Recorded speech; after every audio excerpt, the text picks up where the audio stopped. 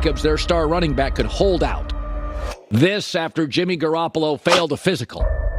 This after the head coach in his first year had to meet with the owner behind closed doors. Mess. Unlike Le'Veon, Saquon is the diamond on this team. I totally agree. Whereas Le'Veon was a great guy, but a guy nonetheless. The option is on the table for the running back to skip training camp and to even miss week 1 against the Dallas Cowboys. Running backs do not matter anymore. And through days of research, I may have uncovered why and answered these 3 questions about this once pivotal position. Now, to understand this, we need to understand how much the position has evolved, because before the 2012 passing renaissance, running backs were once 230-pound bruisers who would take carry after endless carry into the line, churning their legs for yardage and running over defenders to move the chains. Winning in the NFL meant hard-nosed football, involving 3 yards and a cloud of dust. But today, the game is more about finesse, speed, and precision. There are effective players checking in at well under 200 pounds, with guys like Tyreek Hill and Kevontae Turpin tipping the scale at 153 pounds. Players of that size had no chance in the era of smashmouth football. But today's NFL is a passing battle, and now they are dangerous weapons that can exploit newfound space on the field. Never seen that in my entire time in football. The New England Patriots had a key role in changing the running game in the NFL. Starting in 2004, the illegal contact rule became a point of emphasis after Ty Law harassed the Indianapolis Colts wide receivers to dismay of Peyton Manning. But before that, Manning broke Dan Marino's touchdown record by throwing for 49 touchdowns in 2004 and won the MVP award. And workhorses continued to produce at this point. But this point of emphasis laid the groundwork for more rules that would favor the passing game. Personal foul, 69. Offense.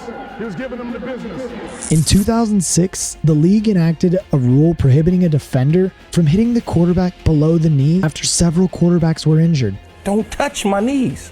Just leave me alone. Hit me up high. And that was the last season with more than 4 workhorse running backs. And in the coming years, defenses would see more rules like the defenseless player rule, along with a spike in defensive holding calls. And these rules had a negative impact on defenses trying to stop the passing game. Commissioner Roger Goodell acknowledged at the time that the rule changes were changing the game, and even said, "I think we're going through a cultural change as a league. We believe this cultural change is good for the game." Wouldn't this make the running back's job easier? Well, nowadays, it's tough to be a running back.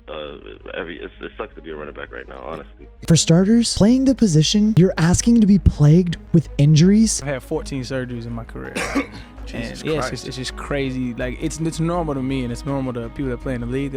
Like after the season, like usually everybody gets a surgery of something. And safety concerns. Cam Akers, torn Achilles. Le'Veon Bell, knee injury. Todd Gurley, more knee injuries. And the list goes on. And yes, there are some exceptions to the list like AP and Jamal Charles, but those dudes were just freaks. I mean, look at AP. He went from 1,300 yards pre-ACL tear to over 2,000 yards post-ACL tear. Like, what? But that doesn't help my case. What does, though, is if you answer this question and submit your answer in my Discord in the description below, and I'll throw the first correct response that's subscribed and liked this video $5. But in 2023, there were 8 running backs in the NFL with contracts averaging $12 million. Now, there's only 5 since Dalvin Cook and Ezekiel Elliott were released. And Aaron Jones had to take a $5 million pay cut just to stay in Green Bay. And due to these pay cuts, it's causing high caliber players like Saquon and Josh Jacobs to hold out and not settle for the franchise tag because they know the risk of playing this position. Going back to your thought, and I've been pushing this on the website, the idea that they need to have a league-wide fund that pays young running backs as they go. As they earn, as they gain yards and touchdowns and become the fantasy football darlings. It's good for football. And want to be compensated for this high risk? But again, begs the question. Anyone paying big money for running backs, because have any of them actually earned the second contracts they've received. Running backs used to be on the same level as quarterbacks, if not greater in some situations. Sure, there are still some workhorse running backs who are the main cog in their offensive machine, but if you take a look at recent Super Bowl winners, relying on a running back for the bulk of your offense seems to no longer be the winning strategy. And although the running back holdout does seem to get them paid, Saquon said, well, wait a second.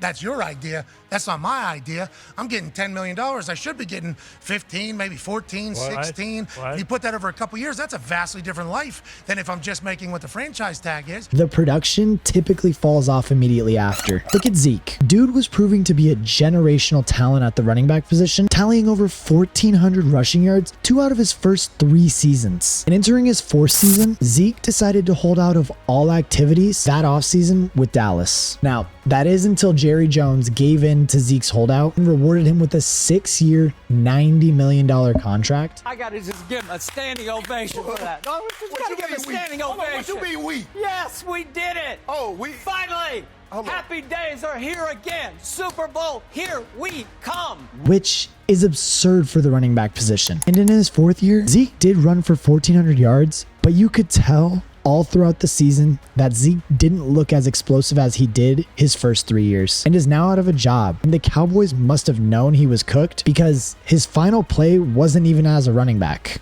Y'all got to remember, Zeke has not scored a touchdown outside of the red zone since 2019. And we've started to see some other running backs fall off too. Saints running back Alvin Kamara got paid and hasn't really been elite, and next season is looking like his last in New Orleans. Kareem Hunt and Leonard Fournette have also unfortunately gone down this path after getting paid, with their production dropping right off after. But there are still some that have gotten paid and still look somewhat elite, like Christian McCaffrey, Derrick Henry, and Nick Chubb. McCaffrey got a huge contract from the Carolina Panthers, and he started to slow down a little bit, which led them to trade him to San Francisco. But once he landed with the 49ers, he sort of had a resurgence in his career, tallying 1,800 total yards last season. Derrick Henry and Nick Chubb both had productive seasons the last 2 years, but both have battled substantial injuries and are looking to be on their last legs here shortly. And as of late, Dalvin Cook. Vikings have released Dalvin Cook. According to NFL Network insider Tom Pelissero, this move was imminent today, barring a last-minute trade.